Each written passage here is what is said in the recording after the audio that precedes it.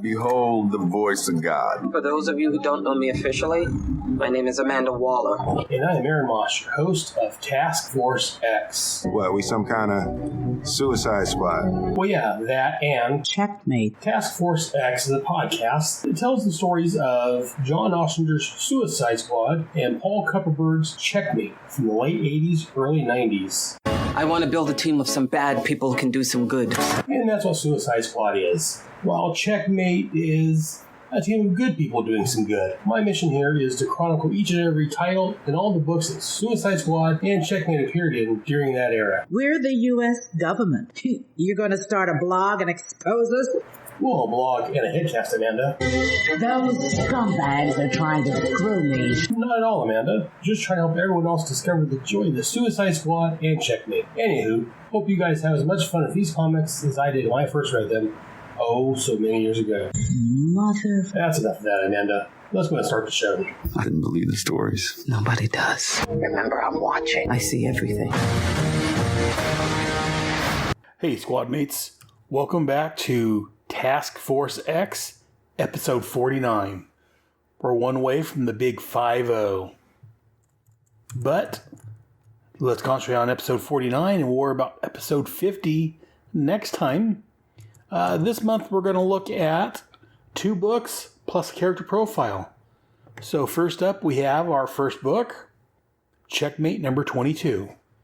The cover date on this was November of 1989. The on sale date was September the 26th of 1989. Cover price was $1.50.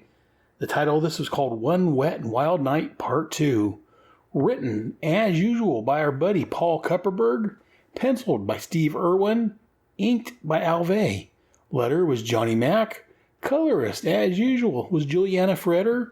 And editor, that's the right word, editor, was Jonathan Peterson. The cover on this was done by artist Steve Irwin. And the synopsis for this: Knight Conrad McKay has been brought down by Bishop. A group of pawns come to his aid and save his life. Bishop flees after seeing Kalila Campbell. After the action, Campbell and McKay regroup, set a trap for Eddie Diamond, who is threatening farmers for their water rights. When the trap is sprung, Bishop attacks again. McKay goes against him and loses. Shortly thereafter, the pawns discover Bishop's abandoned armor. As usual, we will start out on the cover. If you cover this, we get our knights floating face down in a body of water on a pier or a bridge or something above them. Above him, we see 4 guys, 3 of them armed with rifles. The 4th one standing there in a nice jacket of some sort. They're all sitting down looking at our knight who's bleeding. Appears to have some gunshot wounds. Air bubbles, blood leaking upwards. It's a great cover. Not poster-worthy great, but it's still a very good cover. Again, as I've said, probably every episode at least once, I love the knight's costume. So we get it here, but it's a little faded out because he's in water. So I do like the effect of the water on the body and the way that the men are standing above the body or above the water on the outside, because we're underneath the water looking up. I forgot to mention that part. So we're looking up and the guys are on the shore, if you will, looking down. So we got kind of the blurry effect from the water. It's just a great cover. I really like this cover of Checkmate. Of course, I like a lot of them, so it's not saying much. Then we begin the actual story. Again, we're in Merced, California. Like I said, it's about 16 miles from the town I grew up in. I spent quite a bit of time in Merced, especially at this time in my life. As I said, this came out in 89, November of 89. Well, that was the cover date. The on sale date was September of 89. I was doing some quick math in my head. That was the month that I actually moved to Merced. Previously, I was living in Chowchilla. In 88 through June of 89, I was in college in Merced, living in Chowchilla. And then September of 89, I moved to Merced with some friends of mine. So again, as I said, this story has a fondness in my heart, seeing how it's set in a town I lived in and so close to my hometown. Even if, like say, we don't have that problem this episode, if I remember right, or this issue. I remember last issue I kind of complained a little bit about the streets and the buildings not looking like anything that's actually in Merced. But again, minor nitpicks. If you don't live there, you're not going to know that. It's not going to be a problem. So it's just a problem for the couple of us that lived in Merced that actually read this book at the time. But so moving on to the actual story, we get our last issue. We ended with the knight fighting Bishop, and he took an electric shock. And so this issue starts right after with our pawns driving to the rescue.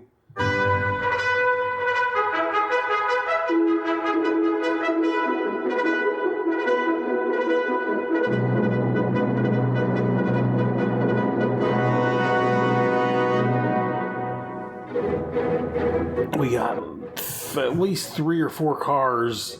I'm trying to see here, maybe 5 even, because there's a red pickup, a blue pickup, and then a couple panels down we got a green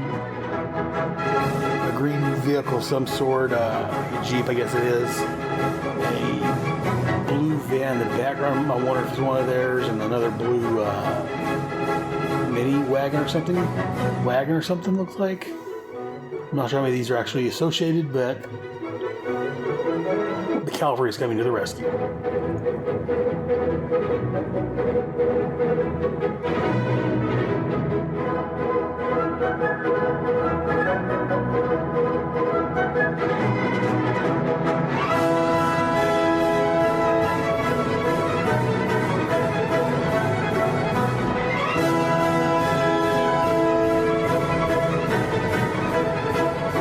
On the second page, I really like this page. We have a Bishop, his armor, or his that cloak he wears, burnt, tore open. Below him is the knight laying there, all twisted up. Doesn't look comfortable at all. We get the farmer and his wife standing there to the side, watching what's going on. We are our title, One Wet and Wild Night Part 2. I like the way that's laid out. It's kind of like it's a 3D effect almost for the One Wet and Wild Night. The Bishop standing over the knight. Not dead, are you? At least I hope not yet. The house is a shambles. Just a great image. Like I say, it's not a poster. I keep referring to posters because that tends to be the litmus test for this, I guess. The extra, I want this as a poster to be a fantastic page. It's not quite that, but it is very nice. Steve Irwin, Alve, together, they did a fantastic job on this. And of course, Juliana, most people, and I do the same, don't give too much thoughts about the colors unless they're doing a bad job. Juliana does an excellent job on this series. I love her work. Alright, so the Bishop picks up the knight. He's like, you shouldn't stick your nose into Mr. Diamond's business unless you're looking to lose it, along with the rest of your head. And he makes like a finger gun at Knight's head, and the Knight's like, sorry, big guy, I'm still using it. Clamps something on the side of his head and pushes away as an explosion goes off. And again, we get he's thinking about how he's lucky to be alive, how he took a lot more voltage than the uniforms protected against. Again, referring to last issue and how he's still feeling that. But again, these are checkmate knights, or he's a checkmate knight. He doesn't go down without a fight. He's still, he picks up a chair and he's still fighting Bishop. And here on bottom of page 4, Bishop hits him, knocks him down, and there's already a step on him. And we see headlights. This entire time, we see headlights getting closer and closer to like a pair of glass doors. And here on page 4, we see headlights right next to the doors. And then a red truck comes busting through the doors, running right into Bishop. Runs into the wall, and the knight's like wow. It's I love the artwork. Just like I say, there is a few where he's like thinking about now and wow, as he sees the truck just come barreling in. But the artwork on this conveys everything that needs to be said. This is a great page, just the truck barreling in, and again, I don't know if I'd want this again on some of the other shows I've done. I've started doing the G.I. Joe show, and I know over on some of the Long Box Crusade shows, they usually pick a page of art. I don't know if this is quite that, but it is very nice. And we get, 3 pawns piling out of the truck. Like, the knight's like, that was some distraction, boys. Are you sure, all right, fella? At least we know that overgrown tinker toy. And the driver's like, wait a minute, what's that noise? And all of a sudden, Bishop, just show how powerful this armor is, just stands up in the middle of the truck holding the engine. As he throws it at the pawns, the knight saves. And then some more cavalry arrives. Bishop comes out and he sees, mine just turned off, Campbell. And he's just like, you. And as soon as he sees her, he sees who it is, he just blasts off. And like this knight comes running out, he's like, what the, for crying out loud. He's got an escape booster built in too. Like, the way he says, I get kind of a Joker vibe from the 89 Batman movie. Where does he get all these wonderful toys? He's just amazed that he's got an escape booster to get away from trouble if need be. And so they're talking, and Campbell's like, he's going to smash me, but something made him stop, like he, I don't know, suddenly recognized me. And the knight's like, oh yeah? So what kind of people have you been hanging out with? I like her response. I'm standing on a farm in the middle of the night with a guy in a mutant spandex costume. So you tell me. Again, Paul Kupperberg's writing is just fantastic. I love the dialogue that he scripts between these characters. It's realistic. It's got some humor to it at times when it needs to be. Like I said, I'm always waxing Paul Kupperberg's car. It's just fantastic. I love the dialogue, and the art is amazing in this book. Like I say, it's very much 4-color. It's very crisp and clean. Sometimes when you get some of these, again in quotes, realistic looking books, they tend to be a little more darker and grimmier, grittier, not quite as clean. But that's one thing I really like about the Checkmate series, especially compared to Suicide Squad. Different art styles. The Suicide Squad has a darker, grittier look to it, and I like that in the Suicide Squad. Checkmate might be able to get away with the same type of artwork, but it doesn't. It goes for, again, it's, like I said, it's got a crisp, clean artwork. It's kind of like the total opposite of Suicide Squad, which kind of really fits, seeing how it's a sister book to the Suicide Squad. They're both, this here is a more covert team, whereas the Suicide, well, they're both covert teams, but this is good guys, as I've talked about in the intro, doing good things, where the Suicide Squad is a bunch of bad guys doing good things. So it's kind of like two arms, or two sides of the same coin. That's the phrase I'm looking for. Two sides of the same coin, completely different artwork, works fantastic in both books. I just love the artwork in here. Like I said, I probably don't talk enough about it, because again, I'm not an art guy. I just know what I like. In fact, we was talking about that on Facebook some real time. Earlier today, someone was commenting about the current Green Lantern book, written by Morrison, and the art's by, I forget the guy's name now. But I was commenting that, while the artist in that book, it's not that it's bad art, but it's just not to my cup of tea. I just don't care for the way that art looks. And again, some books can pull off a certain art style. It's I'm just looking real quick.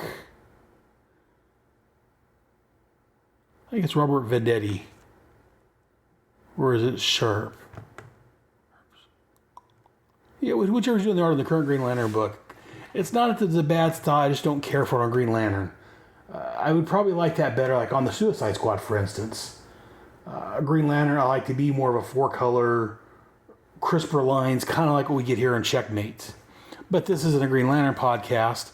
This is a Checkmate podcast and Suicide Squad podcast, so let's continue on. So we got to San Francisco, a nice little house on the beach. I can tell this guy Rich, he's in San Francisco, he's on the beach. We've got the, I'm assuming that's the Golden Gate Bridge in the distance. It's very nice scene here at the top. And it's Mr. Diamond, the guy behind the whole water fiasco scene in Merced. Darn you, Mr. Diamond, causing problems in Merced. But again, he's talking to, I don't know if it's his lawyer or just one of his lackeys. But he's basically giving him orders that, he needs to take care of the problem. He doesn't want to. And again, I like here, bottom page 8, he's sitting there talking to him. He's saying how he's not happy. It's supposed to be a relatively simple operation. The farmers of San Joaquin Valley are going to be allowed to sell their rights to excess water. And I want a piece of that, basically. And he's like, we're talking about tens of millions of dollars here. Money I've got plans for. I don't want to lose that.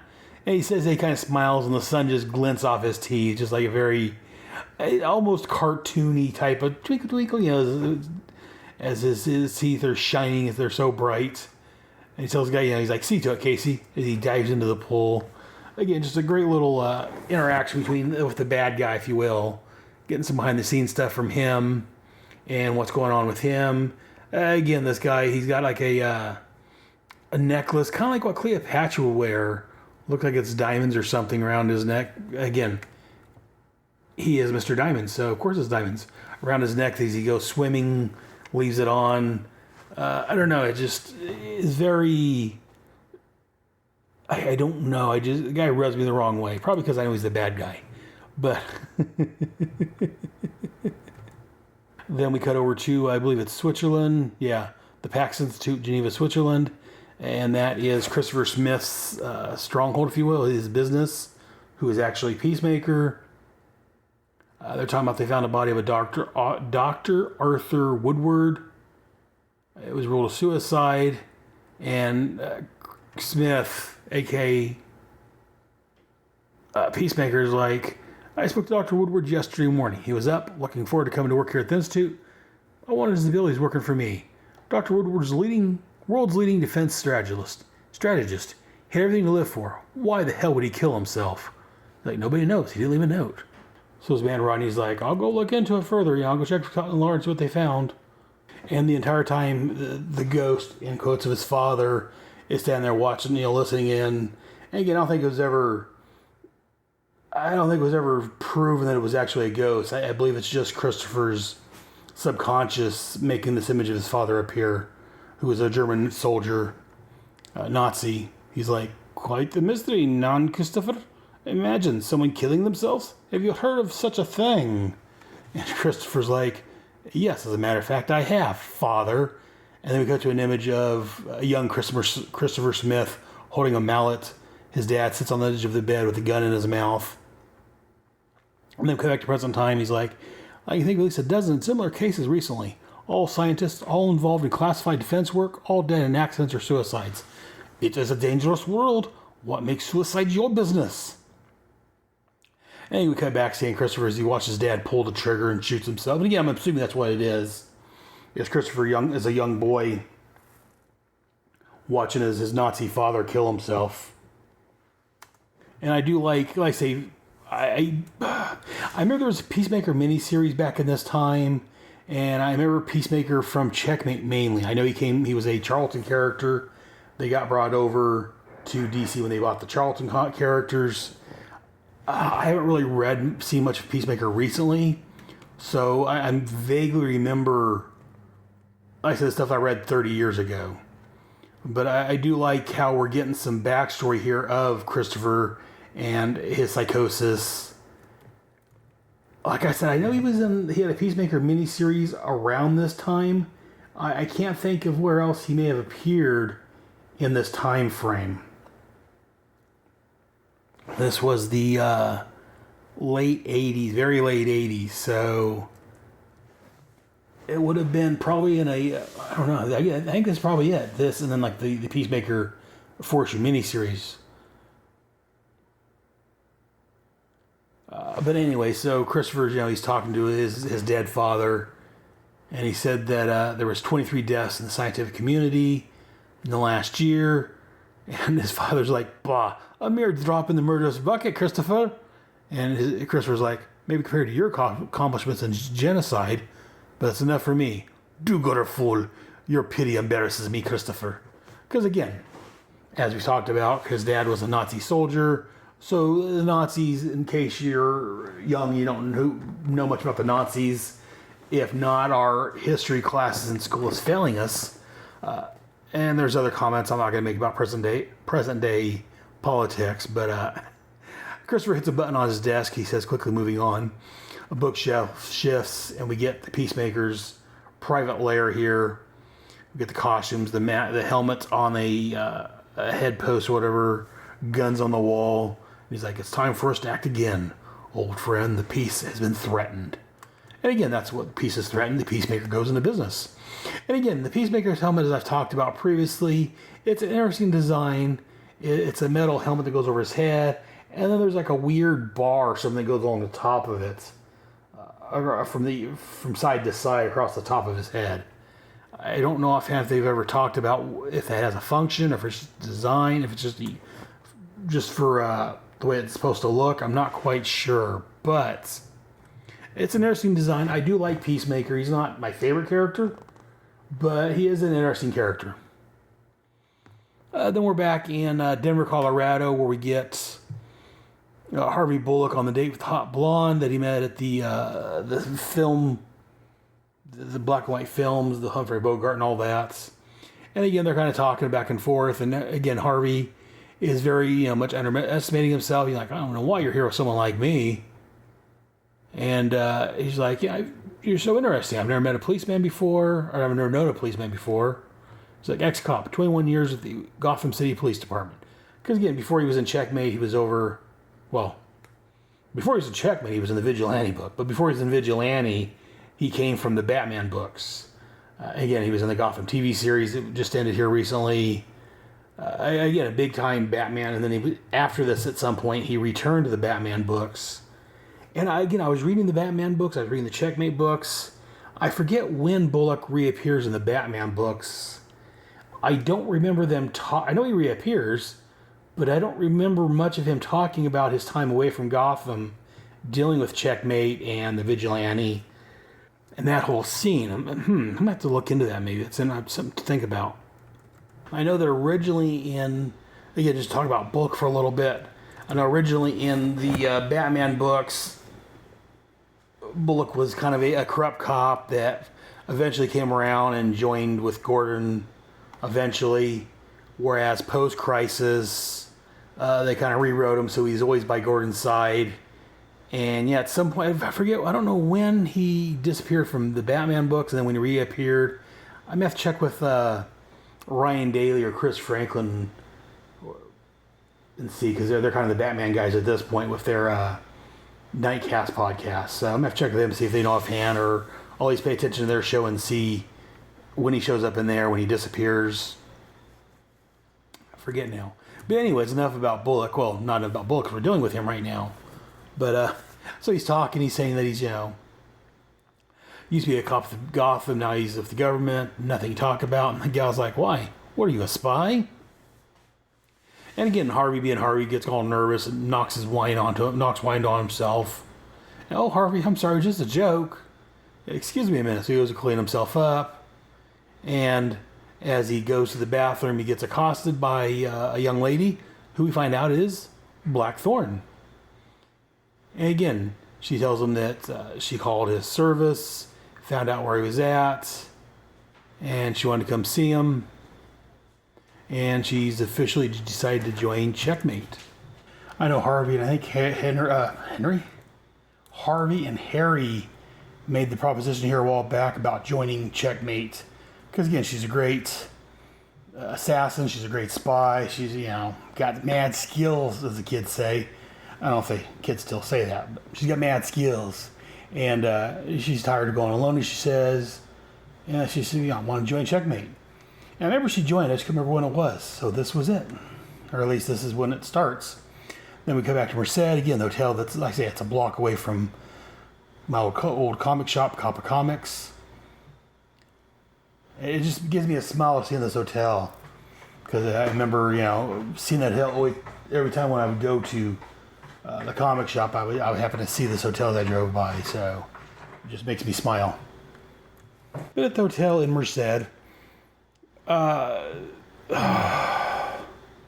Mike, the guy that's trying to strong arm the local, he's basically Mr. Diamond's strong arm, if you will. He gets a phone call from Mr. Diamond, basically trying to explain the whole situation. But luckily for us, the knights, or the pawns, Checkmate has bugged his phone line so they can listen in on the conversation. Like, no, Mr. Casey, I ain't trying to ruin Mr. Diamond's business, but there are complications I couldn't do nothing about. We sent Bishop over to Dunhill's farm to make him see things our way, but some costume nut shows up. Jonathan Peterson, the editor, makes it. He's like, that nut was Knight in action. See last issue. And again, I really, as I've said before, I'll say it again, I really miss these editorial notes. They have them nowadays, but usually a lot of times it's referring you to a trade paperback instead of an issue number, or like last issue. They always refer to a trade paperback, which kind of annoys me. Because again, I grew up, I mean, they would have trade paperbacks here, but they weren't quite as, I mean, now there's a trade paperback for almost everything within 5 or 6 months. So, I don't know, I miss these kind of footnotes that refers to actual issues. That's all I'm saying. And so we cut to the outside of the hotel, where we get the Knight going alongside the building. And if I'm looking right, he's looking towards the comic shop right now as he's going down the side of the building. Oh, sorry, I'm just trying to place where they're at exactly. So they break into the room, and the Knight has some copies of the agent agreement water rights as he's burning up in the trash can. As what's his face, Mike comes, what was his name again? O'Neill. Mike O'Neill. O'Neill comes into his room. He sees the trash can full of the water agreement rights that they was trying to get people to sign. They're burning up in the trash can. And he's like, no, not the contracts. They're all destroyed. The boss is really going to kill me. How am I going to explain this? And he looks and he sees a note taped to the nightshade of the lamp saying, unless you want the rest of your operation to go up in smoke, be ready to talk tomorrow night at Mono Lake. Dun, dun, dun. And again, a little bit of reality poking in here. I had to look it up because I wasn't sure. I know I've heard of Mono Lake, and I've probably been there. But just so you know, it's about 3.5 hours east of Merced. Yeah, you gotta go up in the mountains, up through Yosemite National Park, and it looks like it's on this side of Yosemite National Park. Why they had it so far away from Merced, I don't know. Or maybe, I don't know if that was Paul Kupperberg that chose Mono Lake, or if that was whose decision it was to go Mono Lake. Because I said that's 3.5 hours away. That's quite a bit away from Merced for this. Anyways, enough about Mono Lake for now. Back at the Checkmate safe house, O'Donnell, our Knight that went missing here quite a ways back, that just showed up, is talking to Kayla, and she's wanting to know where he was at last night. Again, if you remember right, I think it was Harry wanted Miss Campbell, to take O'Donnell out in the field because O'Donnell said he needed a mission, and he's been disappearing on her. And again, that's why she's like, no, you quit changing the subject. We could have used you last night, but you were nowhere to be found. Harry didn't sign you here for a vacation. He's like, I never thought you had. That's why I was off pursuing a few leads of my own on Eddie Diamond's operation. You went solo without orders from me? I don't believe this. Do you realize how much I'm sticking my neck out for you? I'm not convinced you should be active in the field yet. And again, thanks to wonderful Jonathan Peterson, we get another footnote here saying that Winston was thought to have been lost in combat until mysteriously resurfaced. Not confused? Then go read Checkmates 4 through 7 and 20. Again, as I said, nowadays we wouldn't get that. We would get, go see this trade paperback or this trade paperback instead of actual reference to these issues numbers. So I know it's a small thing, and it probably doesn't bug people that's reading comics now that started in the last decade or two. But to an old school comic reader like myself that's been reading for years, I miss these little footnotes and actual references to issues. It's a picky little thing, but it's my thing, okay? And again, so she tells them to show up they need him at Mono Lake tonight. And yes, ma'am, I'll surely be there. And again, it's been almost 30 years since I've read these books. Actually, it's been 30 years because this came out almost 30 years ago. Because behind the scenes, I'm recording this the end of August, middle of August of 2019. And this came out, as I talked about, September. So it's a month shy of being a year, 30 years that this came out. So I haven't reread these since it came out 30 years ago. I don't remember what's going on here. But again, they're playing up like there's a mystery. There's something going on. And the way he's like, oh, I'll surely be there. I'm wondering if he's something to do with Bishop. Again, it's been a while, so I forget offhand. And it's been a while since I've read the... Again, I've been rereading these books, but I don't remember if did he fight Bishop? I'm trying to remember now. It just... The way Steve draws a close-up of his face saying, oh, I'll surely be there. It just makes me even more suspicious of him. I don't know. And then we get out to Mono Lakes. So again, they're 3 hours away from Merced. I don't know why they went so far just to get away from Merced, but... And again, Diamond's sitting there talking. Again, he's got diamonds and everything, so I'm assuming it's his watch he's looking at. It's glowing with the moonlight hitting the diamonds. And they're like, there's still time to get you to safety.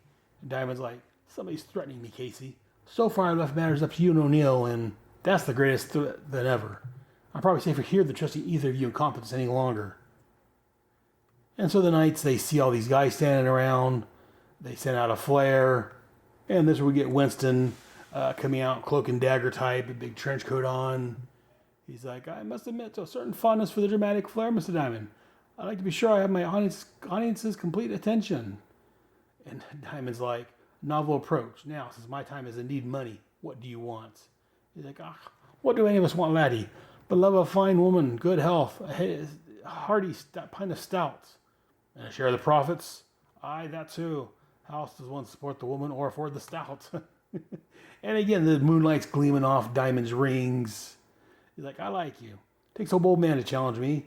Soon I'll own all the farmers in this valley and control all of its water rights. In fact, the boys will show you everything, starting at the bottom of the lake. And Winston's like, I expect you to say that, boyo. So I made a point to come prepared. And we find out why he's got this big trench coat on. All of a sudden he lifts up and he's got, it looks like Uzis or submachine guns or something hidden in his pockets. He just starts blasting away at Diamond's guys. They shoot back at him. He dives into the water. And as Eddie Diamond goes to escape.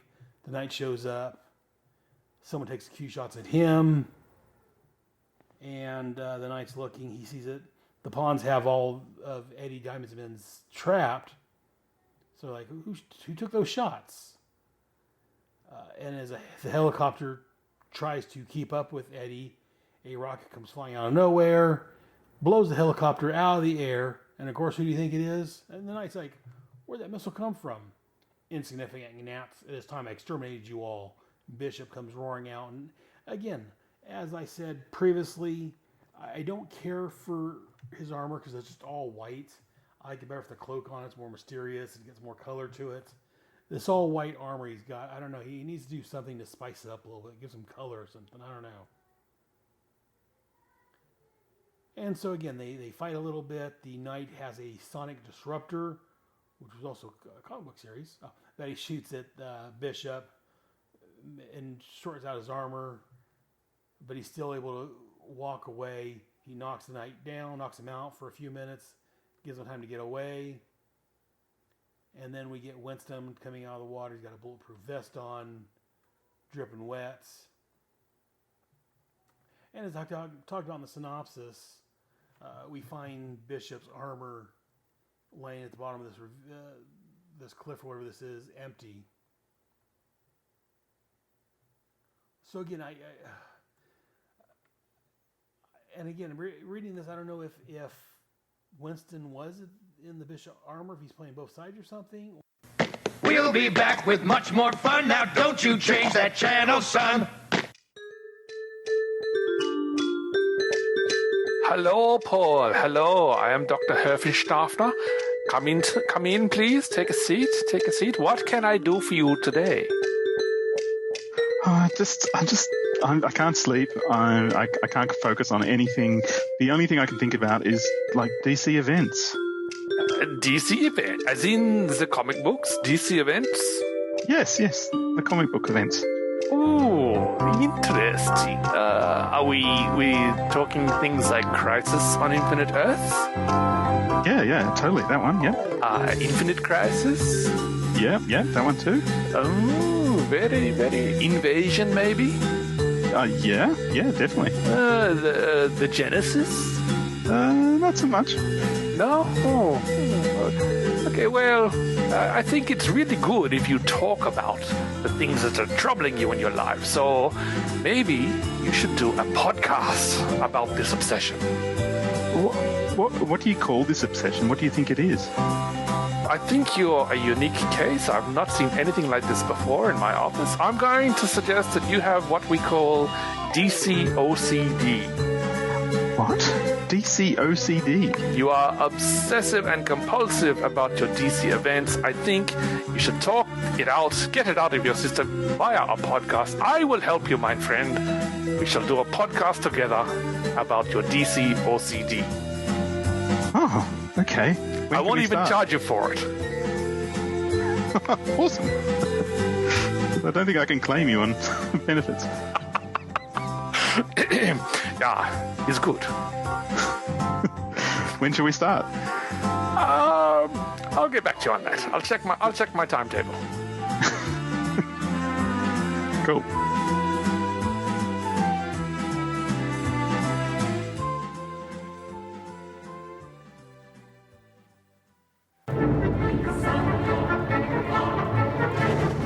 Batman Knightcast, a thrilling new podcast from the Fire and Water Podcast Network, hosted by Ryan Daly and Chris Franklin. Knightcast chronicles the Cape Crusaders' adventures in Batman and Detective Comics after Crisis on Infinite Earths.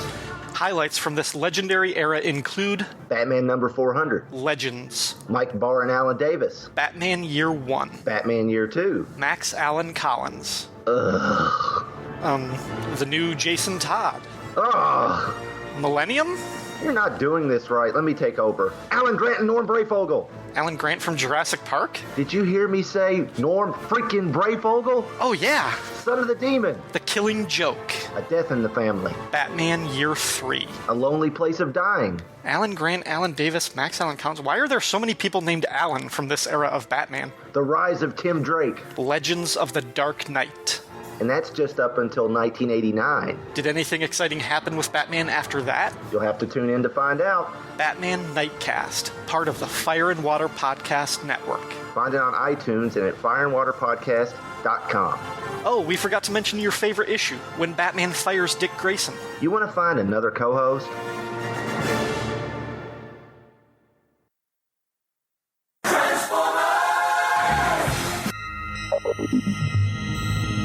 You are receiving a transmission from the Rodpod. Upload pending. Stand by for soundtrack transfer. I am Maggie. And I am John. And we are trapped, hurtling through space in a ship shaped like Rodimus's head. The ship, for reasons we haven't been able to determine, contains the entire run of the IDW Transformers Phase 2 comic, which chronicle the events following the end of the war between the Autobots and Decepticons. So we figure we may as well read them all in order and report our findings to you. Stand by. Stand by. Upload complete. Now.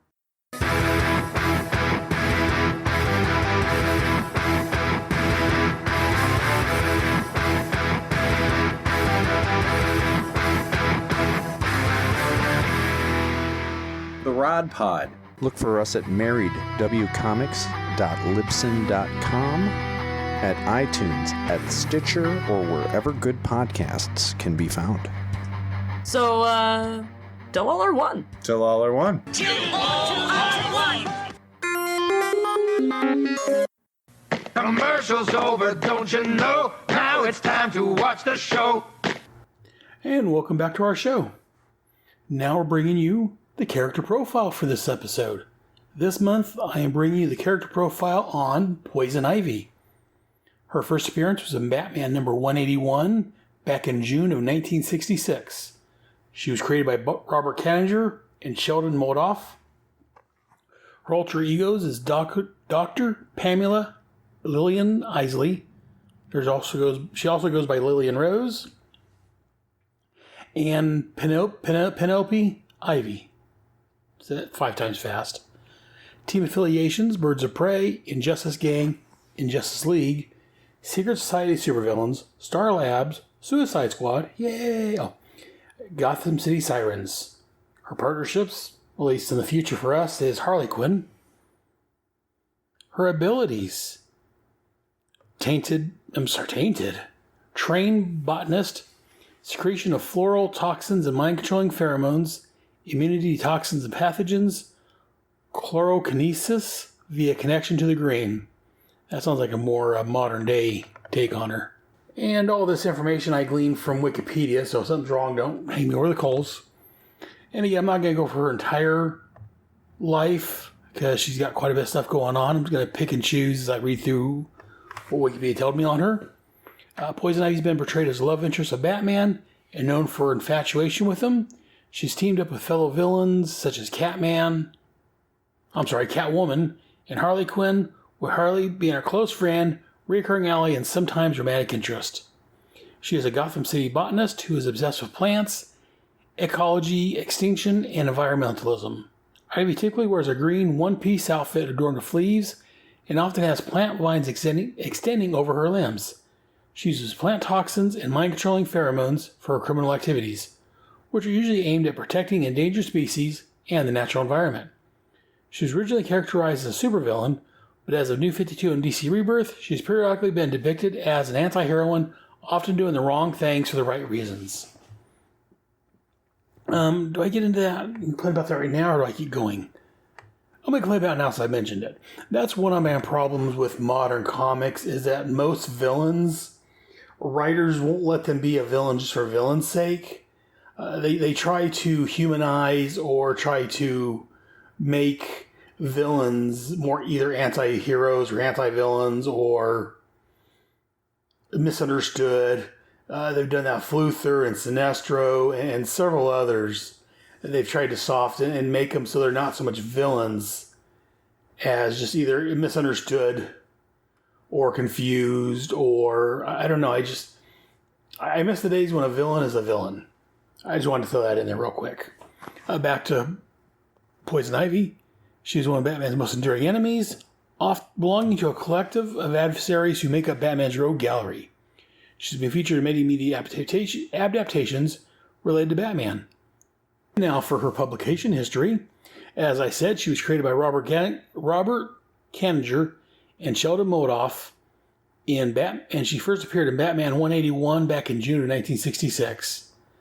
Robert Kanigher originally modeled her after Betty Page, giving her the same haircut and look. Betty Page was a 50s or something pinup girl from back in the day. The character was partially inspired by the short story Rappaccini's Daughter, probably mispronouncing that, by Nathaniel Hawthorne, about a maiden who tends a garden of poisonous plants.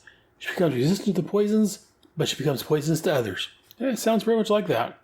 According to Octavio Paz, the sources of Hawthorne's story lie in ancient India. In the play Mudaraskasha, one of the two political rivals employs the gift of Visha Kanya, a beautiful girl who is fed on poison. This theme of a woman transformed into a vial of venom is popular in Indian cult literature and appears in the Puranas.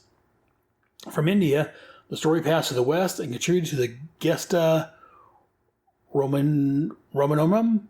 Among other texts, in the 17th century, Robert Burton picked up a tale in the Anatomy of Melancholy and gave it to a historical character when India's King Porus sends Alexander the Great a girl brimming with poison. I didn't know all that about Poison Ivy. It's interesting to hear these behind-the-scene type things and how they're created. Following the character's initial appearance, Poison Ivy continued to appear in the various Batman comic books, had a major role in the Black Orchid miniseries. The character did not have an origin, and her first appearance is during the 1960s. She was merely a temptress. An origin story is later written for her. Poison Ivy is typically depicted with long flowing hair, plant vines extended over neck or limbs, and a green one-piece suit adorned with leaves. Now for her pre-crisis life and origin, Dr. Lillian Rose, Ph.D., is a promising botanist who is persuaded by Marc Legrand into assisting him with the theft of an Egyptian artifact containing an ancient herbs. Fearing she would implicate him in the theft, he attempts to poison her with the herbs, which are deadly and untraceable. She survives this murder attempt and discovers she has acquired an immunity to all natural toxins and poisons. Very interesting. Post-crisis, following the events of the DC Maxi series, Crisis on Infinite Earths, which massively retconned DC Universe history and continuity, Origins were revised in Secret Origins number 36 back in 1988, written by Neil Gaiman.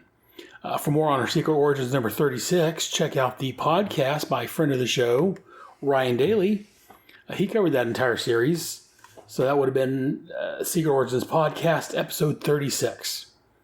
Poison's Ivy real name is Dr. Pamela Lillian Isley, Ph.D., a Gotham City botanist. She grows up wealthy with emotionally distant parents and later studies advanced botany biochemistry at the university with Alec Holland under Jason Woodrow. Isley, a shy girl, is easily seduced by her professor. Woodrow injects Isley with poisons and toxins in an experiment, causing her transformation. She nearly dies twice as a result of these poisonings, driving her insane. Later, Woodrow flees from the authorities, leaving Isley in the hospital for 6 months. Enraged at the betrayal, she suffers from violent mood swings, being sweet one moment and evil the next. When her boyfriend has a car accident after mysteriously suffering a massive fungal overgrowth, Isley drops out of school and leaves Seattle, eventually setting in, you guessed it, Gotham City. She began her criminal career by threatening to release her suffocating spores into the air unless the city meets her demands. Batman, who appears in Gotham that very same year, thwarts her scheme, and she is incarcerated in Arkham Asylum. From this point on, she has a session with Batman, him being the only person she could ever not control due to a strong will and focus. Over the years, she develops plant-like superpowers, most notably being a lethal toxin in her lips. She's literally able to kill with a kiss. In subsequent issues, she states she's only started a life of crime to attain sufficient funds to find a location, to be alone with her plans, undisturbed by humanity. A few years later, she attempts to leave Gotham forever, escaping Arkham to settle on a desert island in the Caribbean. She transforms the barren wasteland into a second Eden, and is for the first time of her life happy. It is soon firebombed, however, when an American-owned corporation tests their weapon systems on what they think is an abandoned island. Ivy, of course, returns to Gotham with vengeance, punishing those responsible. After being willingly apprehended by Batman, she resolves that she can never leave Gotham, at least not until the world is safe for plants. From then on, she dedicates herself to the impossible mission of purifying Gotham. At one point, Batman traveled to Seattle to ascertain information on Pamela Isley's life before she became Poison Ivy. Here, Batman states that both of Pamela's parents are dead. When and why they died were left undetermined. While in Arkham, Poison Ivy received a message through flowers that someone's trying to help her escape. That night, two women, Holly and Eva, successfully break Ivy out and bring her to their employer, who she finds out is the Philonic Man, who used to be known as Dr. Jason Woodrow. And that's the one that experimented on her back in college. The only human portion of him remaining is his head, while the rest of him is plant-based. After striking a deal with him in the underground tunnels of Gotham, Ivy receives a trunk full of money in return for samples of her DNA. Woodrow intends to combine their DNA to create a child, in quotes, all while flooding the streets of Gotham with high-grade marijuana. The purpose of this is to create a world economy run on hemp and have their offspring control it. Batman, of course, intervenes, but is overcome by Woodrow's henchmen, Holly and Eva. However, Ivy turns on the Philonic Man, lets Batman go to fight the intoxicated maniac, and in the end, Batman decapitates the Philonic Man, and Ivy escapes with her money. And the Philonic Man is never heard from again. Actually, he is. And the rest of that is future stuff, which I'm not going to get into right now. But let's go ahead and move on to her powers and abilities. As we briefly mentioned before, the experiments that transformed Dr. Isley introduced a mixture of several potent toxins originating from a selection of venomous predators and poisonous plant life in her bloodstream, which made her touch deadly while giving her superhuman immune system. This also extends to synthetic toxins such as Joker's venom.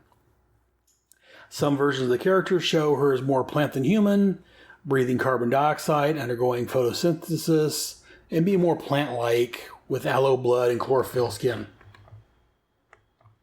Depends on the writer and the artist. Poison Ivy's blood produces pheromones that makes people susceptible to mind control around her, especially men. But of course, people like Batman that have a strong mind are able to resist her usually. She specializes in hybrids and creates the most potent floral toxins in Gotham City, anywhere from true serum to love potions. Often these toxins are created from her lips and administered in a preferred way, a poisonous kiss, usually after pressing false love or affection for a victim. You know, so when that hot saying they love me, let her kiss me. Oh, they come in a number of varieties, from mind-controlling drugs to instantly fatal toxins. She can also control plant life on a molecular level. They make plants can grow instantly. While in Arkham, she manipulates and animates plants, using roots to form a support tunnel for her and her fellow inmate named Magpie, while trying to escape one time, and so forth. Poison Ivy is identified by the Swamp Thing as a being with elemental mystical components, whom he calls the May Queen. Writers have not referred to her in this way in quite some time. She has shown an ability to use the green, a force connected to plant life. Ivy is able to communicate over great distances with this talent, as she manifests in a vase of roses in Zatanna's dressing room to talk to the magician. She also carries a number of live vines, coupled with her natural ability to commune with the plant life. They act as weapons, defense, such as grabbing appendages. Their supply, however, is limited. Beyond her metahuman traits, she's shown exceptionally physically fit both to gymnastics and her enhanced, it's a hard word, enhanced health, being both similar to Harley Quinn in a skill, as well as showing enough hand-to-hand combat prowess to challenge Batman without relying just on her powers. Now, for other versions of her, she also showed up in JLA Created Equal. I think that was a sequel to The Nail, where there are only female superheroes or something like that. No, The Nail this was something different. Sorry about that. Created Equal, I think that was where there was all the male heroes got wiped out with just the female heroes and villains left, if I'm not mistaken. And then Batman Crimson Mist. I think that was the Batman Vampires 3-parter. In Elseworld stories, in Batman and Demon, A Tragedy, Ivy is characterized as an elfin healer. In Justice League International Annual number 5, which is published under the Elseworlds banner, she's one of the 10 superhumans who has made herself known to the public. She showed up in Justice League America. Try that again. In the JLA/Avengers, issue 3, she appears as a servant of Krona and attacks Aquaman and the Vision as a part of a group of villains. She showed up in the TV series Smallville. She was in the season 11 digital comic that was based on the TV series. In Flashpoint, she is one of the many villains subsequently killed by Batman. Flashpoint's what led into the New 52. Batman 66, which is a comic book series based on the old 1960s TV series. Poison Ivy appeared there. In there, Pamela Isley had botanist parents who started their own nursery called Isley Nursery and worked at the university. She appeared in the Batman/Teenage Mutant Ninja Turtles. She is one of the mutated Arkham inmates. She was mutated into a humanoid mutant praying mantis. She also was in Injustice, Gods Among Us, in Injustice 2, which was a tie-in comic to Gods Among Us. She first appears in Chapter 21 of Year 3. And finally, she was in Batman White Knight. She has a minor appearance in that series, which came out in 2017. And again, I didn't go into full details. If you want more details, you can find those comics and read them. Most of those are great books. Some I haven't read, like The White Knight, so I'm not quite sure. In other media, in television, she was in the live-action TV series Gotham, played by 3 different people. Originally, she was played as a young girl by Clara Foley. Then she was aged, and she was played by Maggie Gia, I believe that's how it's pronounced, in seasons 3 and 4. And then by Peyton List in the second half of season 4. This Peyton List being the same one from the Forever People, the older dark-haired Peyton List, not the young blonde that's on the Disney Channel stuff. Animation, the DC Animated Universe. Poison Ivy appeared in several series set in the DC Universe, voiced by Diane Pershing. She was in Batman the Animated Series. She first appears in an episode entitled Pretty Poison. In the new adventures of the new Batman Avengers, she was aesthetically revamped to look more plant-like, and her scale turned into a greenish white. She didn't appear in Batman Beyond, but there was a stage actress playing her in a musical theater play called The Legend of Batman in an episode called Out of the Past. She shows up in Static Shock in an episode entitled Hard as Nails. She had a co-starring role in the Gotham Girls webtoon, where she joins up with Harley Quinn and Catwoman. She's in the Justice League animated series in an episode entitled A Better World. She appears in the animated TV series The Batman, voiced by Piera Coppola. This incarnation is complete with a new origin, rose-like hairstyle, and dress, as well as stronger ties to Barbara Gordon. She appeared in Batman the Brave and the Bold, voiced by Jennifer Hale, in an episode called In the Chill of the Night, and then by Vanessa Marshall in The Mask of Matches Malone.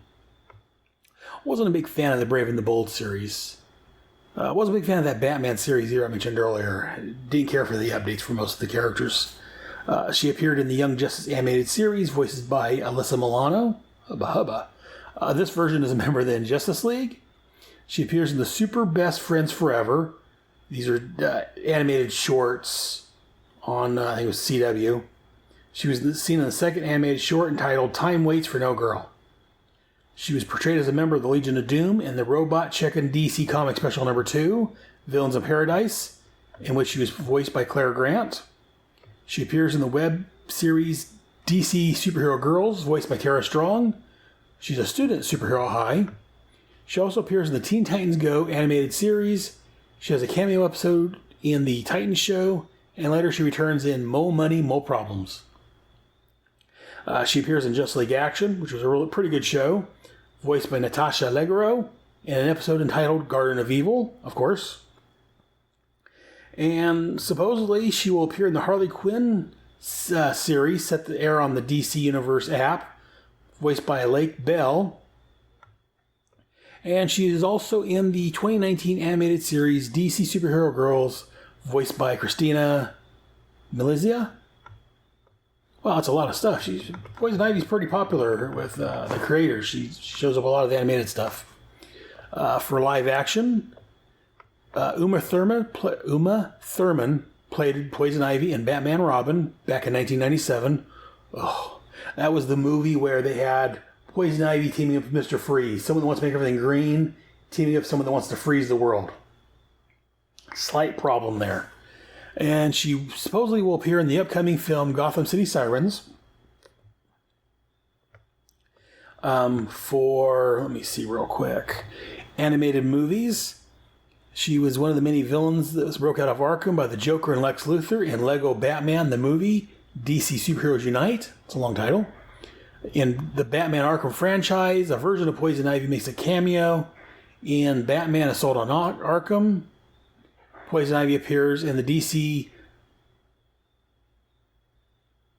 Okay, Batman Assault on... Sorry about that. Batman Assault on Arkham, that was a Suicide Squad movie, even though it's entitled Batman. And Poison Ivy showed up in there. That's what it was. She appeared in the Lego DC Comics Superheroes Justice League Gotham City Breakout, with Vanessa Marshall reprising a role from the Batman the Brave and the Bold. She appears in the Lego Batman movie, voiced by Riki Lindholm. The Brave and the Bold version of Poison Ivy appears in Scooby-Doo and Batman the Brave and the Bold, again voiced by Tara Strong. Victorian-era version of Poison Ivy appears in an animated adaptation of Gotham by Gaslight, voiced by Carrie Worrell. Always have a hard time pronouncing her name. But again, hubba hubba. Poison Ivy appears in the film Lego DC Comics Superheroes The Flash, voiced again by Vanessa Marshall. A feudal Japan version of Poison Ivy appears in the anime film Batman Ninja, voiced by Asuko Tanaka and Tara Strong in Japanese and English respectively. She also appeared in the Justice League vs. the Fatal Five by Tara Strong. Also, she was in the Batman vs. the Ninja Turtles, once again by Tara Strong. And she will appear in Batman Hush, voiced by Peyton List. Again, I'm assuming the dark hair older girl, a woman, reprising a role from Gotham, yes. And actually, I think Batman Hush is out by this time recording. Over in video games, that's right, she was also in video games. Usually she doesn't, when she shows up, she usually doesn't fight Batman directly. She's usually watching from the background while Batman fights one of her plant monsters. She did appear as a boss in Batman the Animated Series for the Game Boy, The Adventures of Batman and Robin for Super NES, The Adventures of Batman and Robin for Sega CD, Batman Chaos in Gotham, Batman Robin the video game adaptation of the movie, Batman Vengeance, Batman Dark City. She appears as a boss in Arkham Asylum level. If Batman is caught in the vines of her plant monster, she will kill him with her poison kiss. She has 2 cameos in Batman Rise of Zinzu. First as a hallucination induced by the Scarecrow, and later as an imprisoned inmate of Arkham Asylum. In the game Batman Gotham City Racer, her vehicle was playable. Again, she was in a lot of games too. She was in the DC Universe Online, voiced by Cindy Williams. She's a playable character in the multiplayer online battle game Infinite Crisis with Tassi Valenza. She was in Lego DC series. In there, she was a playable character in Lego Batman the video game, with her sound being done by Vanessa Marshall. She was in Lego Batman 2 DC Superheroes, voiced by Laura Bailey. She's a playable character in Lego Batman 3 Beyond Gotham, again voiced by Tara Strong. She's in Lego Dimensions, once again voiced by Tassi Valenza.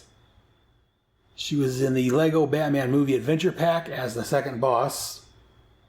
She was both the main character and a boss in Lego's DC Supervillains with Tassi Valenza. She also appeared in Batman Arkham series, voiced primarily by Tassia Valenza. I'm probably butchering that name. Sorry if I am.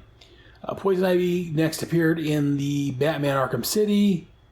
Pamela Isley is alluded to in Batman Arkham Origins, and she next appears in Arkham Knight. She was in the Injustice series, which is a series of video games.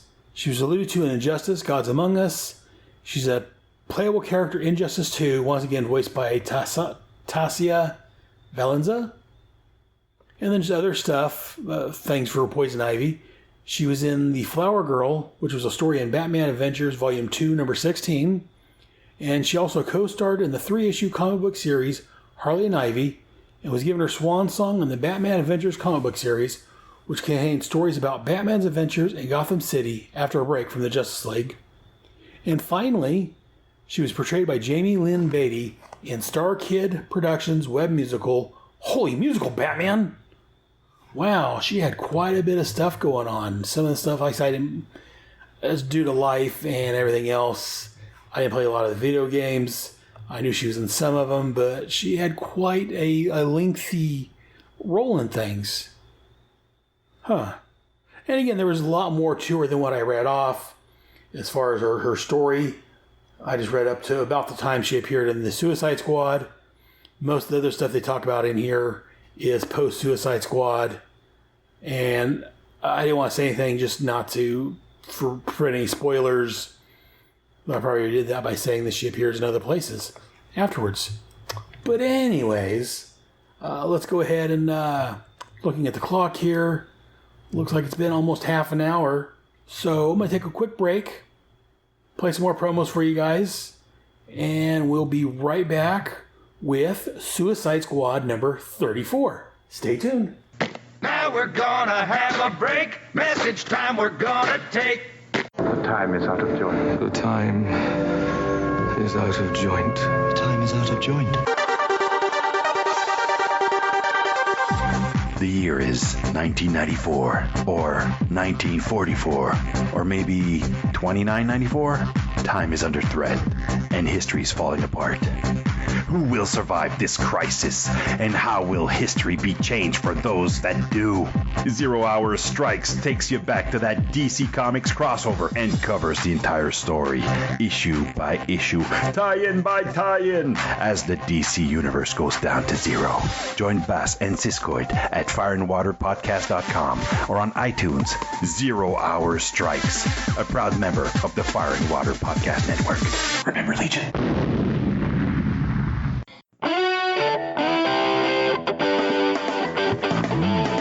Beginning in 2018, the Who's Who podcast enters the 1990s with our coverage of the loose leaf editions. Featuring Superman by Jerry Ordway. The Joker by Brian Bolland. Wonder Woman by George Perez. Sandman by Mike Dringenberg. Batman by Norm Brayfogle. The JLI by Adam Hughes. Eclipso by Bart Sears. The Legion of Superheroes by Keith Giffen. Dark Stars by Travis Charest. Lobo by Simon Bisley. Kent Shakespeare by Chris Sprouse? Who is that? Doomsday by Tom Grummett. Wait, are we covering these by issue or in alphabetical order? The Justice Society of America by Mike Parobeck. The Forever People again? You are f***ing kidding me. Doom Patrol by Richard Case. I'm so confused. And many more. The Who's Who podcast, going boldly into the 90s. A proud member of the Fire and Water Podcast Network, I guess. Now we go back to the fun. Message time is over and done. And welcome back. Now we're going to take a look at Suicide Squad number 34, a cover date of 1989. The on-sale date of this bad boy was September the 5th of 1989. Cover price was $1. Title was Armageddon. The writers was that delightful couple of John Ostrander and his wife, Kim Yell. The penciler was John K. Snyder III. Inker, Jeff Isherwood. Letterer, Todd Klein. Colorist, Carl Gafford. The cover was done by Carl Kessel, and it was edited by Dan Raspler. And this was reprinted in Suicide Squad Apocalypse Now trade paperback, which came out in 2017. And the synopsis: Lashina succeeds in bringing a contingent of Suicide Squad members to Apokolips. During the landing of the transport shuttle, Lashina causes it to crash and kill some lowlies. Shade objects to the killing of the innocents. Lashina realizes that Shade has outlived his usefulness and fights him. She succeeds in getting him to stand down by telling him that she is the only person who can get them all home. The other members of the team who have been drugged by Poison Ivy slowly awaking, including Barda. Barda knows that Lashina wants to kill Bernadette and takes her place as the leader of the female Furies. She brought the Suicide Squad to act as cannon fodder. While the team argues with Lashina, a group of parademons attack. The team defends itself, but Briscoe's helicopter crashes. He is believed dead. Although the team fights off the attack, Granny Goodness arrives with the female Furies, and of course the real fights begin. Back on Earth, Bronze Tiger tries to put together a team to rescue the others. Sarge Still orders him not to use felons or ask Mr. Miracle for help. Ben then breaks Deadshot out of Arkham to help, and the Forever People arrive to assist them with the transport.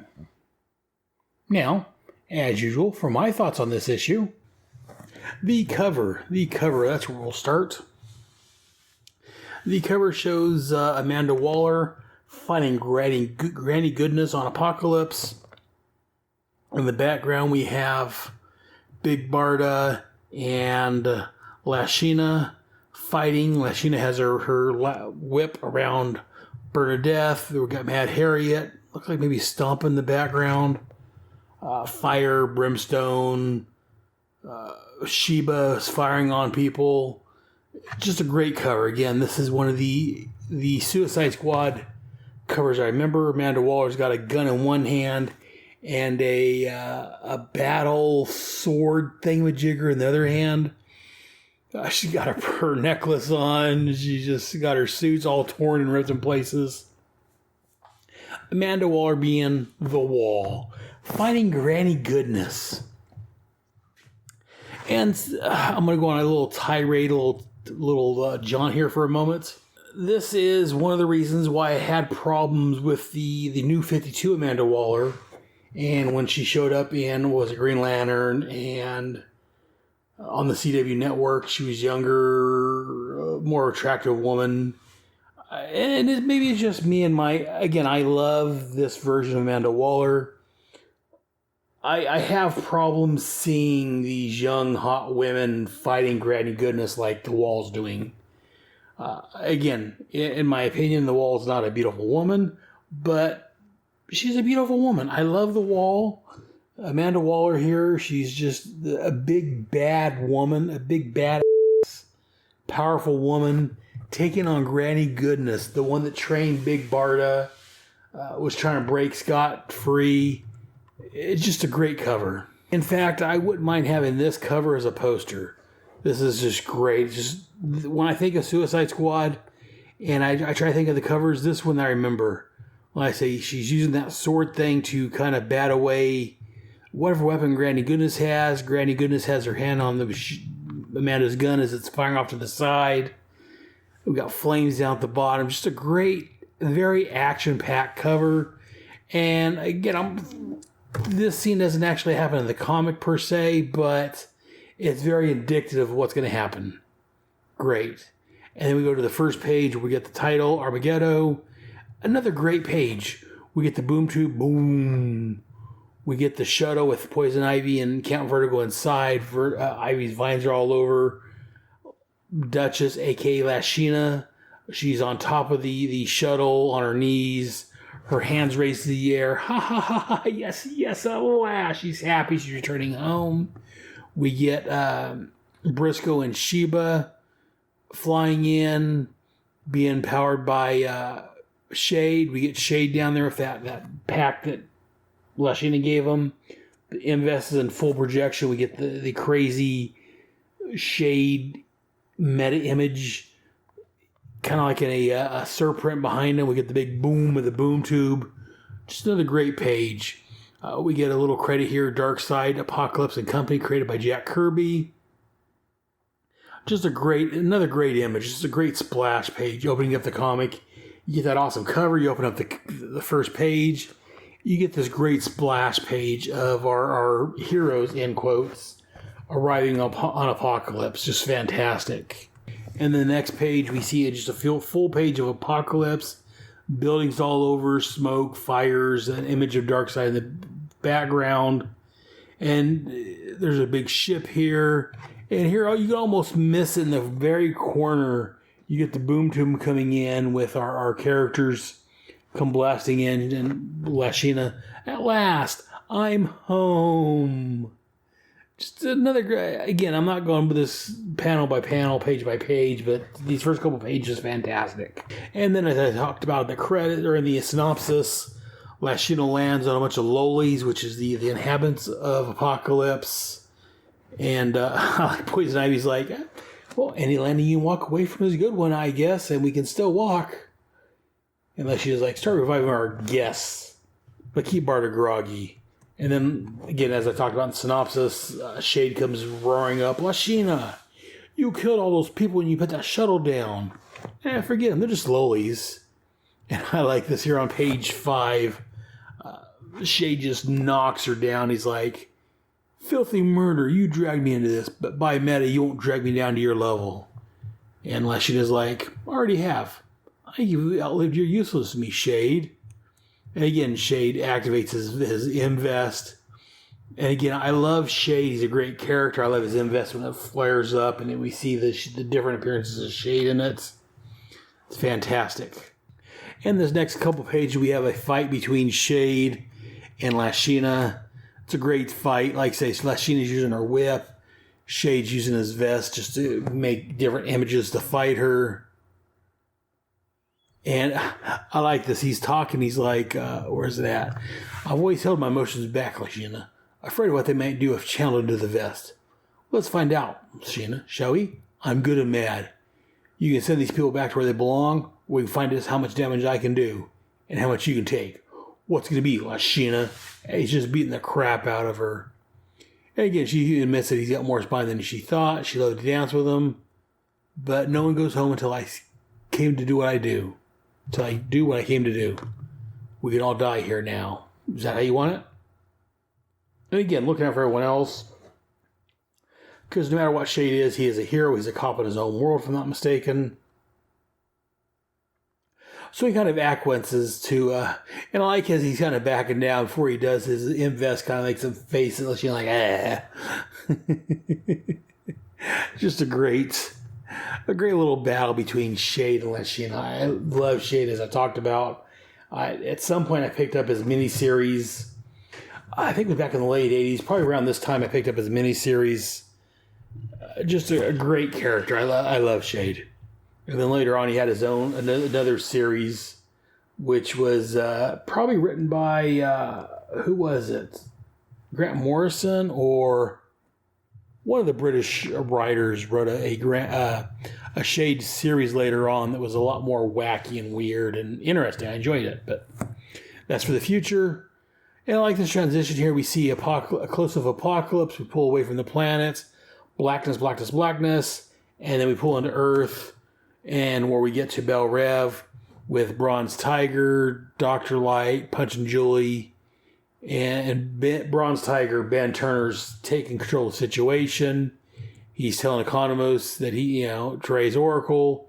He wants to know everybody that knows how to reach Apocalypse. Any information they have on the dark side. And John Economos is like, better take this call first.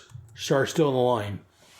As I talked about in the synopsis, this is where Sarge tells Ben that not to contact Mr. Miracle. The other convicts at Bel Rev are off limits. And like here on page 8, after he hangs up from Sarge Still, he's like, man, I said I couldn't use felons. Didn't say anything about lunatics. So give me a fight to Gotham. Ask Oracle if there's anyone else other than Mr. Miracle who knows the way to Apocalypse. And it still gets a whisper of this, I'm tearing your throat off my hands. And John's like, oh, okay. Don't need to get testy.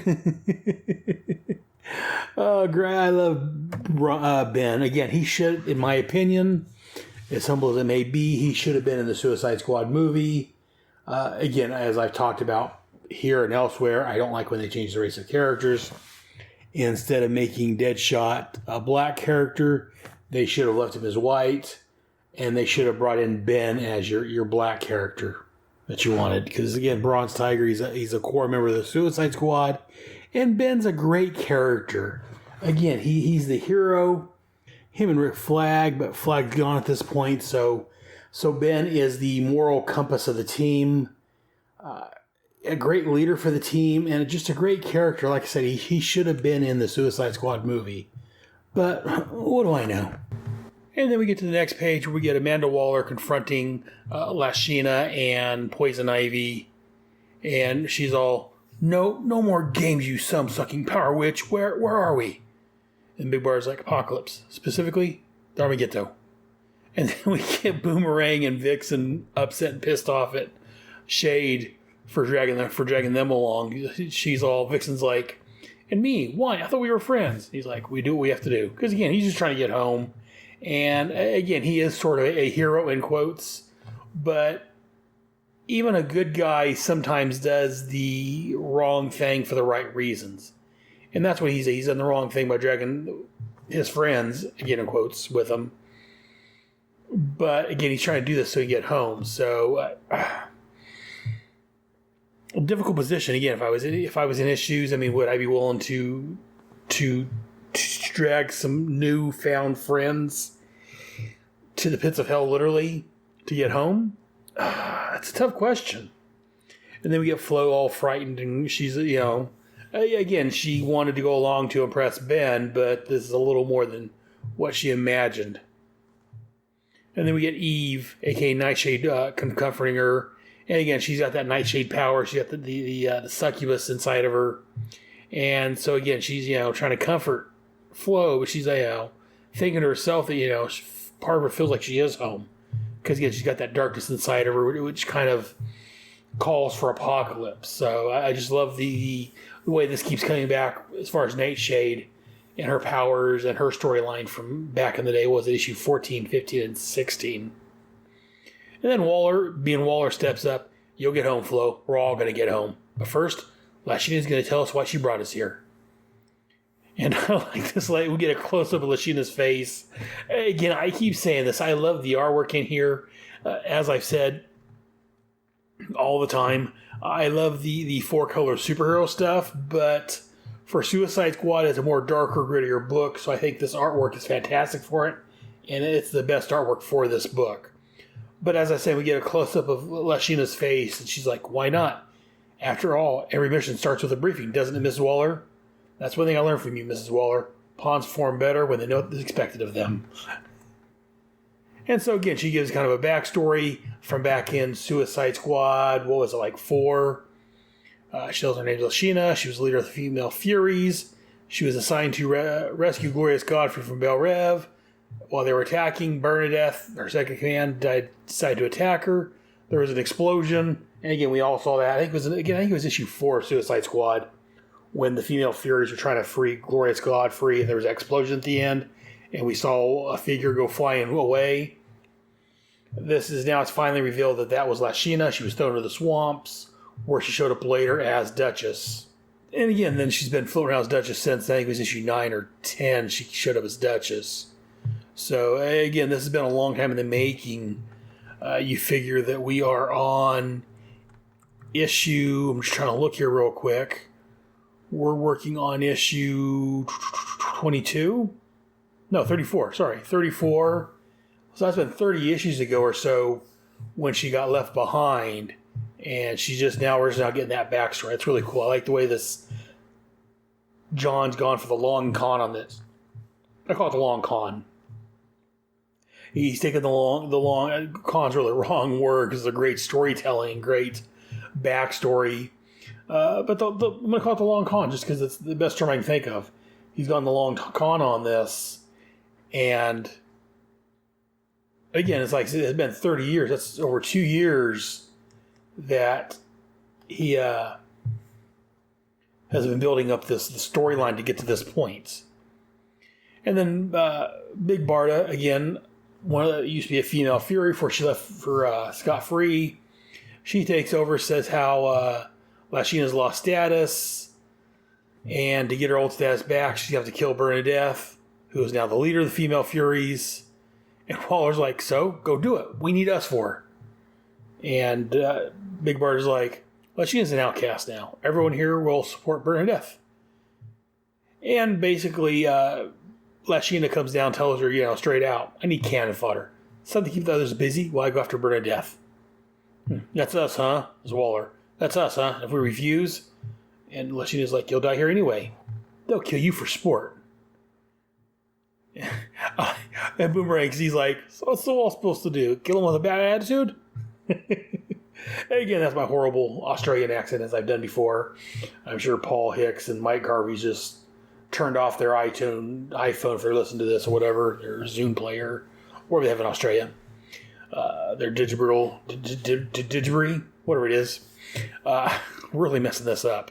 Anyways, unless she pulls out a big gun, it's like, she probably could, but here, tosses her, it's a mega gun is what she calls it. And she tosses her, she's like, if you can lift the mega gun, maybe you can use it.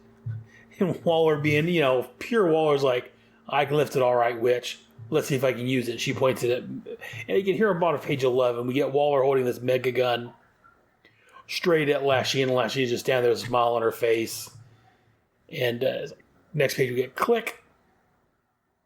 And we find out that it'll work on anyone else. It just won't work on her because Lashina fed it her aura pattern. It's never ever let your own weapons be turned against you, huh, Barda? And that's because she's got Big Barda's Mega Rod. Yeah, Mega Rod. And here in the next panel, Vixen's asking, like, I read your file, you're from here. Can't you get us home? And that's where she says that Lashina has her Mega Rod, and they have her doped up so she can't take it from her. And Boomerang's like, yeah, we're not doped up. Well, so we take you out, because they're ready to fight Lashina to get the Mega Rod so Big Barda can get him home. And about this time, the parademons come attacking. Again, here on the bottom of page 12, a great page. We get a handful, dozen or two, parademons just falling out of the sky at them. We get the trademark. She says, look what's coming. Parademons, and the parademon logo. And it's great. We get all these parademons just falling down on top of the heroes, attacking them. And then here on page 13, just a great page of fighting. We get Waller telling to attack them. We get Sheba shooting at them. We get Shade using his meta vest to punch some of them. We get Major Victory punching another one. Vixen using her, looked like she used like a bear or something, claw to rip one of them in half. There's 5 panels here that I just described. The 5th one, we get a close-up of a parademon face with a boomerang sticking out of the top of it. And the look on his face is hilarious. Like, it's a battle. We got people that may die, but it's a great... I love the way they can work some humor into this massive storyline. Like I said, it could cause the death. We could see the death. I don't want to spoil anything because I know what's going to happen coming up. I think it's the next issue or two. We are going to see some deaths, but I do like that they are able to throw some humor in here. I don't know if this was John Ostrander's discretion to have the parademon looking like that, or if this was just the artists having fun at it. Again, I'm not sure whose idea it was, but it was fantastic. And then here at the bottom, we get Amanda Waller, for her name for almost a second, with Flo next to her, just shooting the gun, boom, boom, boom, shooting the mega gun, taking parademons out. And again, Nightshade, using her Nightshade powers on him. But again, as Barta says, the parademons thrive on darkness. So again, Nightshade's kind of useless at this point as far as her powers, using the Nightshade to scare him or to drive him away. And then again, we get a couple more pages of fighting. And here on page 15, like I said, it's some great artwork, some of the fighting. Not much really talk about other than, let's see how great I love the artwork. But here on page 15, we get all these parademons attacking Sheba with Briscoe in his helicopter. And here at the bottom of the page, we get a close-up of Briscoe's face in the helicopter saying, Sheba! And the Nightshade's down below, seeing the helicopter crashing down. She's like, Briscoe! Briscoe, as the helicopter just crashes here on the bottom of page 15. Again, just a fantastic... It's not a lot of different colors. We get the backgrounds all red where the explosion's happening. And then we get Waller and Boomerang and Nightshade here, kind of drowned out by the color. But again, it's just a great image of just the explosion of the helicopter in the background. And again, like I say, we do see people possibly die. I'm not sure yet. I can't remember offhand if this is the end of Briscoe or not. But Waller's like, more and later. Focus on the living, or we'll wind up as dead as him. And so another page of just, we see Vertigo using his Vertigo powers on the parademons. Waller blasting the mega gun.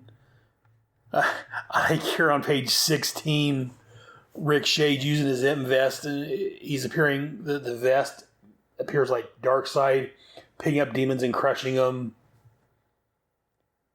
And again, so apparently they're done here because Lashina's at the bottom of the page like, let's go. Those are the easy enemies. From here on, it gets tougher. So they possibly lost one in this battle, and it's going to get tougher. So we know our squad mates are in trouble here. And then we get an outside shot of Arkham Asylum. We get, like I said, the caption up here says Arkham Asylum, as if you didn't know where we were. As I talked about in the synopsis, we get Bronze Tiger going to talk to Floyd Lawton, a.k.a. Deadshot. And again, Floyd's got this death wish. He's had a death wish for quite a while. So Amanda has him in Arkham Asylum because he's not quite capable of handling jobs right now.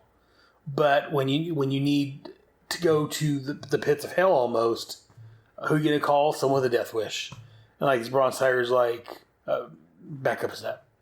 Floyd's like, I take it you want me to go somewhere with you? Waller send you? He's like, nope, she doesn't know I'm here. No one knows I'm here. And clearly the people running the snake pit. I've got a job, Lon. You're coming with me. And Floyd's like, say I don't want. Maybe I don't feel like it. And Ben's like, then I break your fingers in such a way that you'll never be able to hold a gun again. And then the page right below that, we see the empty cell. So we've got two panels here at the bottom, page 17. One, we got a close-up of Floyd and Ben as they're talking. He's like, I break your finger in such a way you'll never be able to hold a gun again. And then the panel below that's the same shot, except for neither head's there now, which means they both left. The cell door standing wide open. And then we got to Apocalypse, to Agamotto. And we get Poison Ivy complaining. She's kind of like Nightshade. Her powers, Poison Ivy has power control over plants. Or Apocalypse, where there's not very many plants. And she's like, what am I supposed to do? And she's brutally honest. She's like, die. You served your purpose. So again, Lashina's only goal is to get home, take out the female, or take out Bernadette, take back over control of the female Furies. And again, Lashina's not a nice person. Yes, she's been working with the Suicide Squad for her own goals. But again, nothing about her is nice. She's using the people she's worked with for the last couple of years for her own end. She doesn't care who dies as long as she gets what she wants. And then I like here we get Major Victory talking with Rick, aka Shade, and Major Victory's costume is all torn up from the Parademons attack, and he's like, what am I going to do? The power's in the costume, not me. Maybe 40% of it.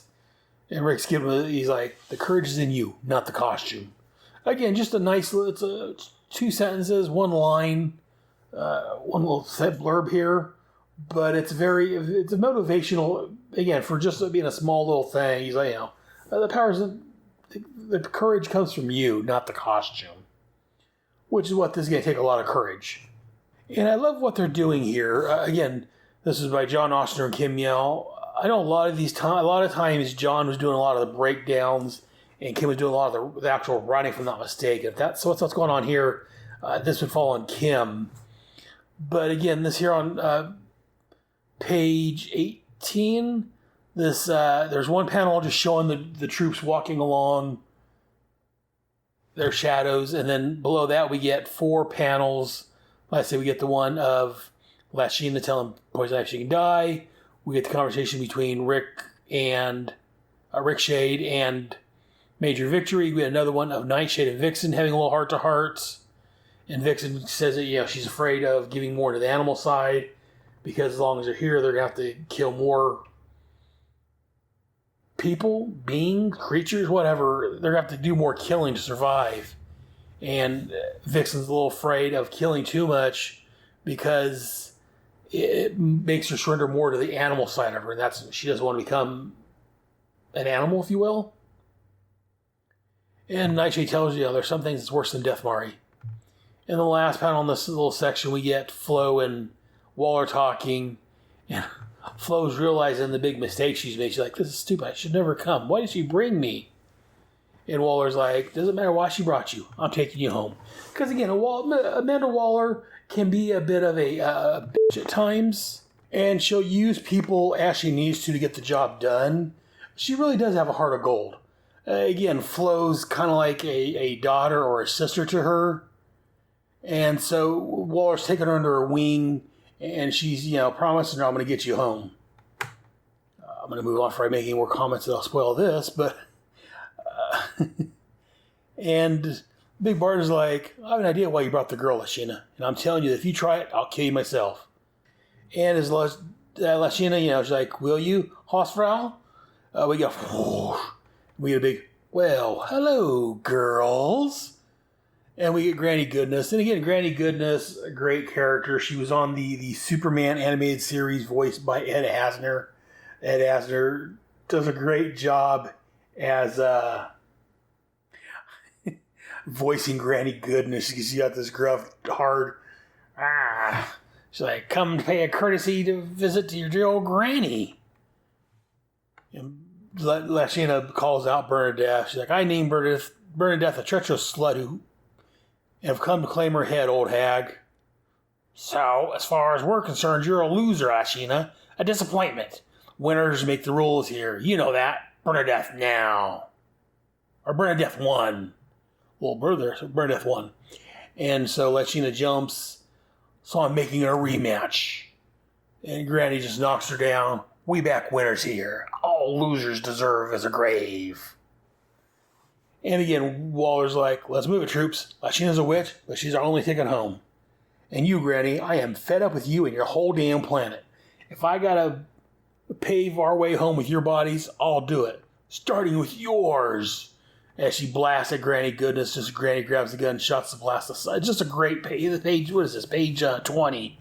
Just a great page. Like I say, got a close-up of Amanda Waller. She's got the gun. She's like, she's a bit of a witch, but she's our witch. She's our way home.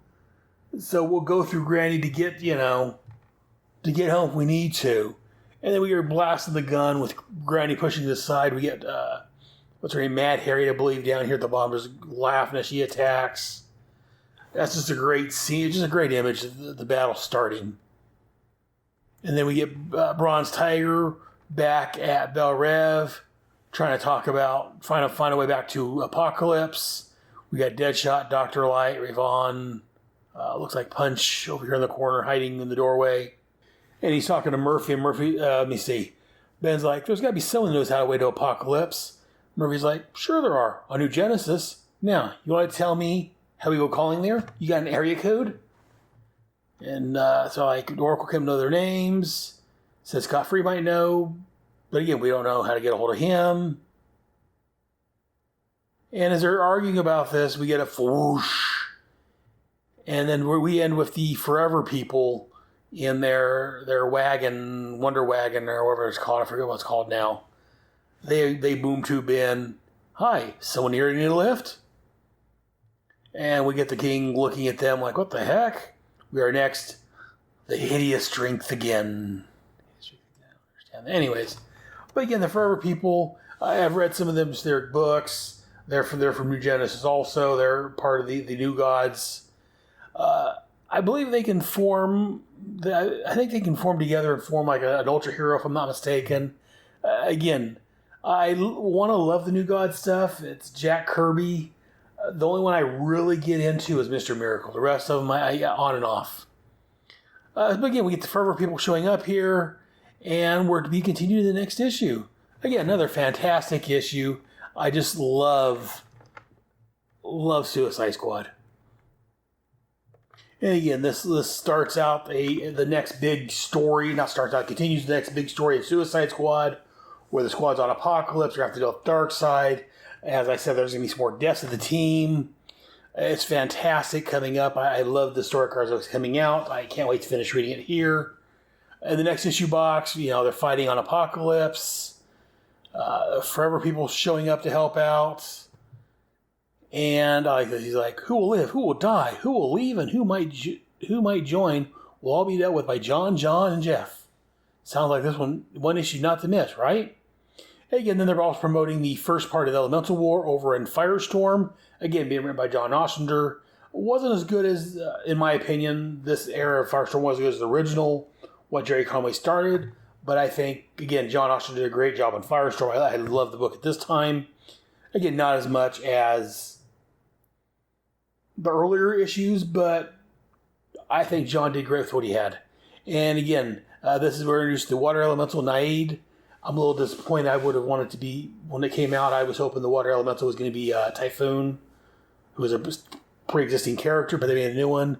They wanted a female character, I guess. But anyways, the letter column is talking about the Janus Directive. They say next month's going to wrap up the comments on the Janus Directive. But again, just another great issue of Suicide Squad. Checkmate was fantastic as always. I love these books. Just fantastic. But you know what? It's been a little over an hour and a half that I've been ranting on, raving and talking about this stuff. Not ranting and raving so much, but I've been talking about these books for an hour and a half or so. So we're going to go ahead and I think we're going to call it quits for today. So we had our Checkmate, we had our character profile, we got the Suicide Squad, got the promos out of the way. I guess that's going to do it. Be sure to join us next month as we hit our 50th episode of Task Force X. I'm calling it Peacemaker and Female Furies. Again, it's issue 23 of Checkmate, which is kind of a Peacemaker-focused one. We're going to have a character profile of Valentine Vostok. And we're going to have Suicide Squad 35. Plus what else I can conjure up in the next month to throw in there. Because again, it's my big 50th episode. So be sure to join us. But until then, squad mates, dismissed.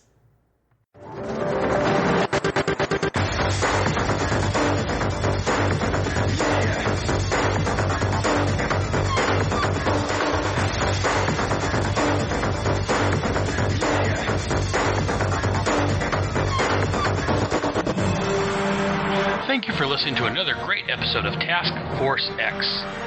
I can also be found rambling on my main headcast of Head Speaks, where I rant and rave about movies, comics, geek stuff, and whatever is bugging me. Mate, you just out-crazied the Joker. Well, I tried, Boomer, but anyways, my home on the internet is at headspeaks.com. HEADSPEAKS.com. Links to my blog, which contain follow-up information to this and every headcast, can be found there. Both Task Force X and Headspeaks are on iTunes, Stitcher Radio, and at headspeaks.com under Headcasts. Please feel free to email me any questions, comments, or concerns to taskforcex@headspeaks.com. And if you want to record a message, you can send it to me at taskforcex@headspeaks.com, and I'll play it on the air. I'm also on Facebook at Task Force X, and also on Google+, you can look for Task Force X under People and Pages. All titles and characters discussed are owned and copyrighted by DC Comics. I claim no ownership to the Suicide Squad, Checkmate, or Task Force X. I'm just a big fan wanting to spread the Task Force X love with everyone else. DC Comics can be found on the web at dccomics.com. Be sure to visit your local comic shop and look for Suicide Squad and Checkmate Comics. And while you're there, see what else they have that may interest you. Mother. Well, make sure you join us here next time for another fun-filled headcast from your friendly neighborhood Brotherhead. In the meantime, I'll see you in the funny pages.